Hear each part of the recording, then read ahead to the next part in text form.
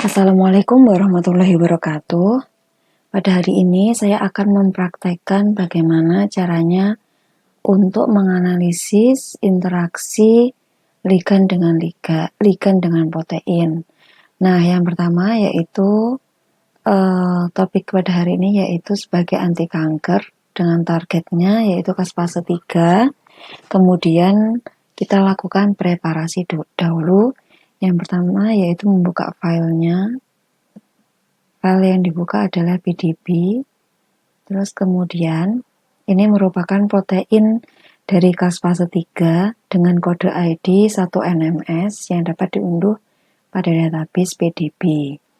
Nah, selanjutnya ini kita lakukan preparasi dengan cara menghapus atau menghilangkan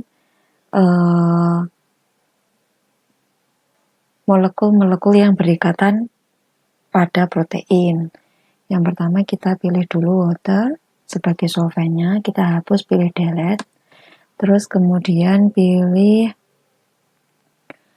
hitam yang terdiri ini yang berwarna kuning ini merupakan ligan-ligan yang berikatan pada protein, kita juga delete.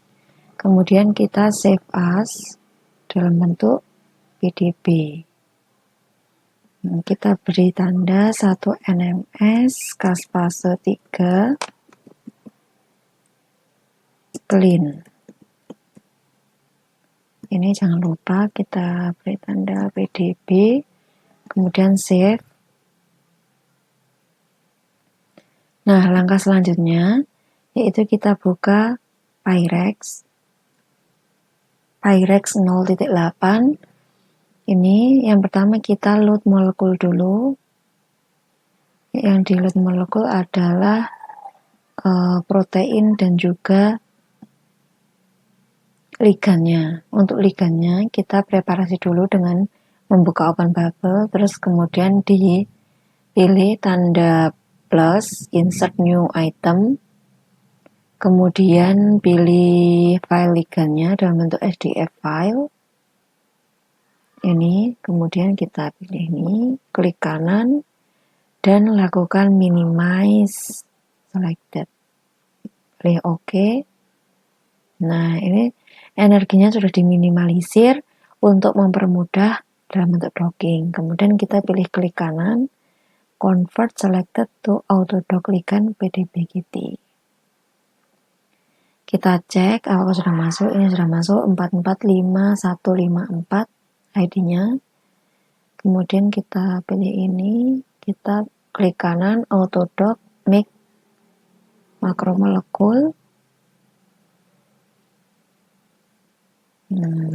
Selanjutnya kita pilih Vina Wizard, kemudian start untuk langkah docking. Kemudian kita pilih di sini 1NMS sebagai proteinnya, kemudian ligannya tadi, resveratrol, kemudian kita pilih forward. Kemudian ini kita pilih maximize saja. Kemudian forward lagi. Kita tunggu untuk proses running dockingnya. Nah, di sini itu di Pyrex menggunakan autodock Vina dan juga open bubble yang terintegrasi dalam satu software. Nah, software ini bisa digunakan untuk Linux dan juga Windows karena menggunakan operasi Python. Nah, ini sudah dapatkan hasil, yaitu binding affinity-nya minus 6,8, kita pilih yang RMSD-nya 0.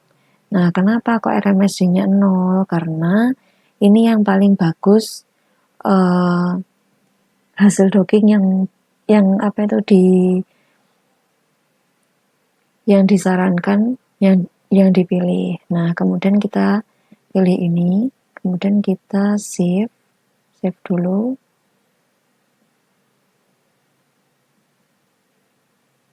Kita tulis fase 3 resveratrol. Save. Kemudian kita buka filenya. Ini fase Putri. Kita buka pakai software PyMol.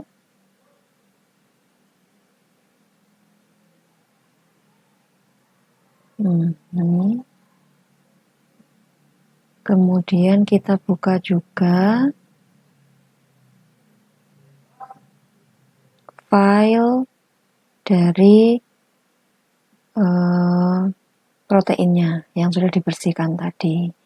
Nah, kita bisa lihat ini yang berwarna hijau ini adalah resveratrol atau senyawanya tadi yang kita interaksikan.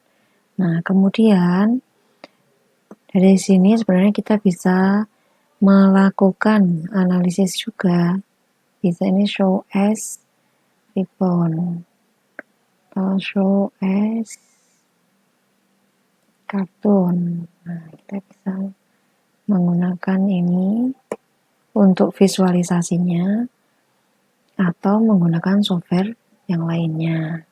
Kita save dulu, save molekul, terus kemudian kita pilih kontrol, kita klik semua, di blok semua, oke. Nah, kemudian ini di save. Selanjutnya kita buka Discovery Studio.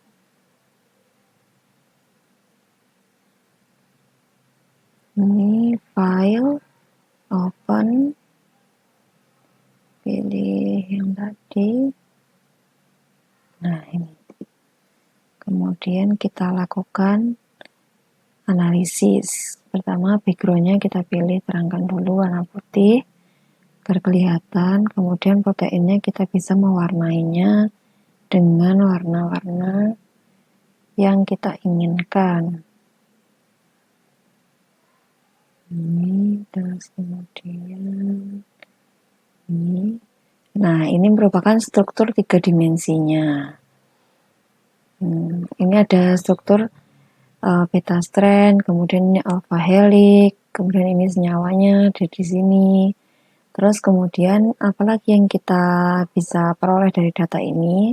Selain struktur 3 dimensi secara keseluruhan, kita dapat melihat interaksi ligan. Tinggal pilih ligan interaction, kemudian pilih, kita kasih label.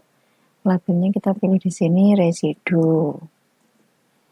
Kemudian ini colornya kita ganti agar terlihat, kemudian oke.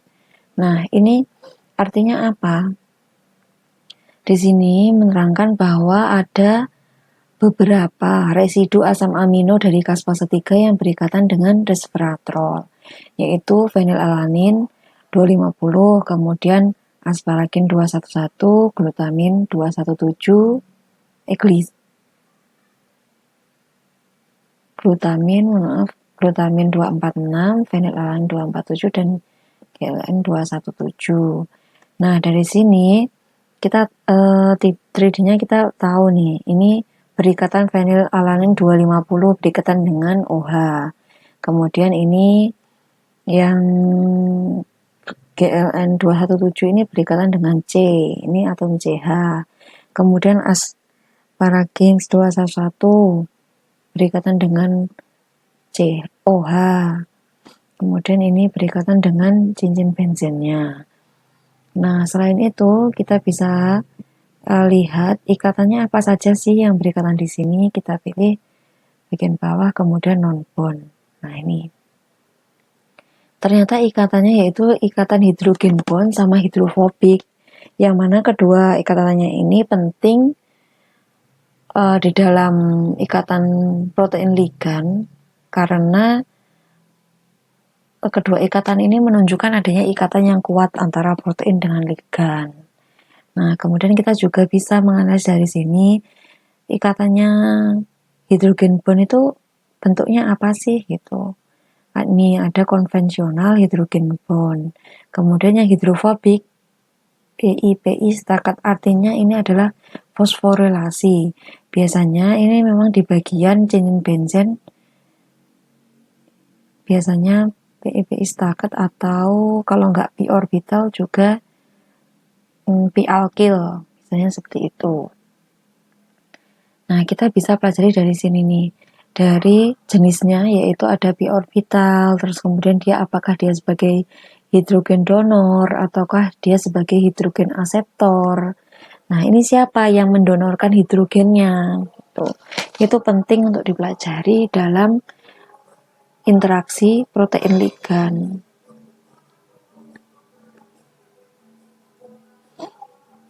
Nah, selanjutnya, apalagi yang bisa kita dapat dari sini? Selain ini, kita juga bisa mendapatkan data aromatiknya. Aromatik di antara ini.